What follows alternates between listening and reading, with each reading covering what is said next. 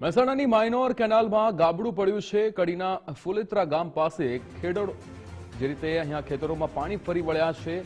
100 થી વધુ વીઘા ખેતરોમાં પાણી જ પાણી જોવા મળી રહ્યું છે। મોંઘા ભાવના બિયારણના વાવેતરમાં નુકસાન થયું છે। ઘઉં, બાજરી, ભીંડા સહિતના વાવેતરને નુકસાન પહોંચ્યું છે। નુકસાનીનું વળતર ચૂકવવા ખેડૂતોએ માંગ કરી છે। કેનાલ તૂટી है, कोई देख रेख रखता नहीं, भ्रष्टाचारी हिसाबे तूटी है।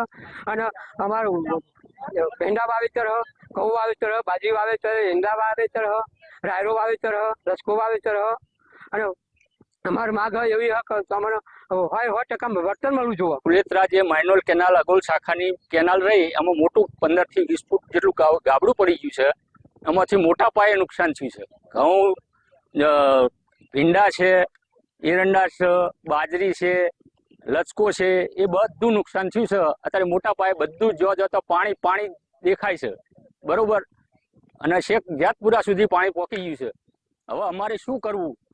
અત્યારે તો મોંઘા ભાવનું બિયારણ 1800 રૂપિયા ઘઉં 1800 રૂપિયાનું બિયારણ એમ કરીને લાઈન વાયા હોય, વાવેતર કર્યું હોય, આ ભીંડાનું વાવેતર કર્યું હોય, એ બધું નુકસાન, કેટલું બધું નુકસાન થયું છે, એનું કંઈક વળતર મળે એવી અમારી માંગ છે। મેં ભીંડાનું વાવેતર કર્યું હતું અને ગઈકાલે જ મેં ભીંડા વાવી મોંઘું બિયારણ લાવી અને ₹15,000 ખર્ચો કરી વાવેતર હતું। એની અંદર પાણી 5 ફૂટ ભરી ગયું છે, તો એમાં મને બહુ નુકસાન થયું છે।